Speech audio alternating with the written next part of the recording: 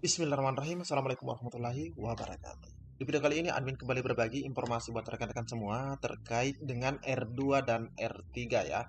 Jadi terkait dengan R2 dan R3. Namun sebelum lanjut, di awal video admin ingin mengucapkan buat teman-teman yang telah menjalankan ibadah puasa, selamat menjalankan dan semoga dilancarkan sampai akhir Ramadan. Amin. Nah, buat teman-teman semua yang lagi menunggu informasi terkait R2, R3 ini, admin juga ingin berpesan jika ada suara-suara berisik, abaikan saja rekan-rekan ya. Abaikan saja, teman-teman silahkan fokus ke videonya. Nah, dan jika ada komentar-komentar tentang judul, tidak usah ditanggapi, abaikan saja komentar tersebut. Teman-teman lebih baik fokus komen terkait isi videonya. Oke, kita lanjut saja ke info intinya. Nah, ini dia informasinya. Ini terbilang masih sangat baru, di mana usulan honorer R2 R3 mengisi DRHP 3K sudah masuk. Jadi ada usulan untuk teman-teman R2 R3 agar mengisi daftar riwayat hidup sudah masuk. Nah, ini sudah masuk ya, masuk di sudah masuk di Mempan RB. Ini sudah masuk di Mempan RB. Nah, semoga jadi kado Ramadan. Kita lihat bersama-sama. Usulan honorer R2 R3 untuk mengisi DRHP 3K sudah disampaikan kepada Kemenpan RB atau Kementerian Pendayagunaan Aparatur Negara dan Reformasi Birokrasi. Aspirasi itu disampaikan oleh Forum Honorer R2 R3 serta Asosiasi Pegawai Pemerintah dengan Perjanjian Kerja Indonesia saat berdiskusi dengan Kemenpan RB, yang mana itu dijembatani oleh Bapak Mardani Alisera atau Bapak Sang Honorer. Nah, disebut ya, ini sering disebut Bapak Honorer. Nah, dari anggota Komisi 2 DPR RI.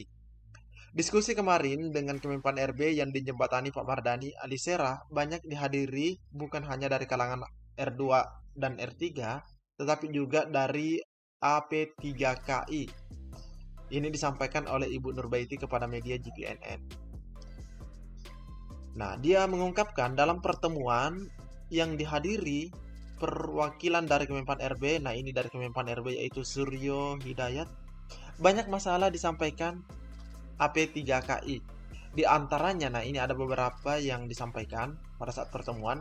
Pertama, meminta kepada pemerintah agar R2 dan R3 bisa mengisi DRH sebelum tahap 2 berakhir. Sebelum tahap 2 ya, yang ini on proses juga sekarang.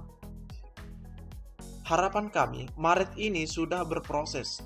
Kenapa kami mendesak segera? Karena di lapangan banyak honorer yang sudah ikut proses seleksi dan terdata dalam database Badan Kepegawaian Negara yang dirumahkan, atau bahasanya sering PHK begitu teman-teman ya, atau bahkan dialihkan menjadi outsourcing. Nah ini hati-hati, nanti dijadikan outsourcing. Nah, tidak hanya itu, oke jelas ya. Tidak hanya itu, honorer masuk usia kritis. Nurbaiti mencontohkan, nah ini Juni mendatang tidak sedikit ada yang masuk di usia 58. Nah ini kasihan. Jika mereka tidak diberi kesempatan, maka selesai proses seleksi P3K tahap 2 sudah pensiun. Nah, makanya ini alasannya tidak usah ditunggu tahap 2 selesai. Mereka pasti tidak bisa mengisi DRH, apalagi dapat NI P3K.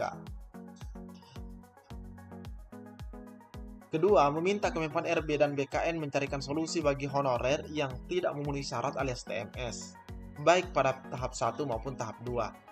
Padahal Kemenpan RB dan BKN sudah mengimbau instansi agar tidak ada TMS pada tahap 2. Teman-teman yang TMS tahap 1 berharap bisa memenuhi syarat di tahap 2. Namun nyatanya di lapangan banyak yang tetap TMS. Ketiga, nah ini penyampaiannya. AP3KI mengimbau kepada pemerintah agar honorer yang sudah ASN P3K bisa mendapatkan pensiun. Sebab di lapangan banyak P3K yang sudah pensiun dan tidak mendapatkan apapun. Nah, artinya dia ingin mendapatkan hak seperti pegawai negeri sipil intinya. Jaminan kesehatan mereka bahkan langsung terputus. Ini real terjadi di lapangan sekarang. Ibu Nur Baiti mengaku lega karena semua aspirasi yang disampaikan mendapat respon positif. Nah, ini mendapat respon positif dari Bapak Mardani maupun dari Kemenpan RB. Nah, sebagai tindak lanjut, nah ini tindak lanjut dari usulan mereka, Mardani akan menyurat Menpan RB Rini Widiantini agar harapan honor terutama R2, R3 segera berproses DRH pada Maret. Di bulan ini, teman-teman ya, di bulan ini.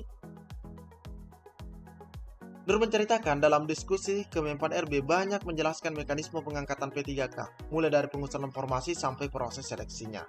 Jadi kawan-kawan honorer yang menanyakan formasi ke daerah selalu dijawab, semua kebijakan Kemenpan RB atau pusat, alhamdulillah kemarin sudah dijelaskan secara detail. Sehingga mereka punya jawaban ketika daerahnya melempar lagi ke pusat. Nah, ini. Jadi mereka sudah mempersiapkan hal itu ya. Nah, yang melegakan, nah di sini ya, yang melegakan kata Nur, semua masalah tersebut akan disampaikan kepada Ibu Menteri ya, Rini Widiantini dalam rapat pimpinan di lingkungan Kemenpan RB. Jadi mereka akan melakukan rapat dan nanti perwakilan yang hadir tersebut akan menyampaikan kepada Ibu Rini. Semoga ada kado indah di bulan suci Ramadan ini. Semua honorer R2, R3 bisa segera diselesaikan menjadi aparatur sipil negara. Amin, teman-teman ya. Nah, jadi ini adalah hasil pertemuan antara R2 dan R3. R2 dan R3 bersama dengan pemerintah ya. Dari Kemenpan RB dan juga tadi dari DPR ya. Bapak Mardani Alisera. Nah, ini ya.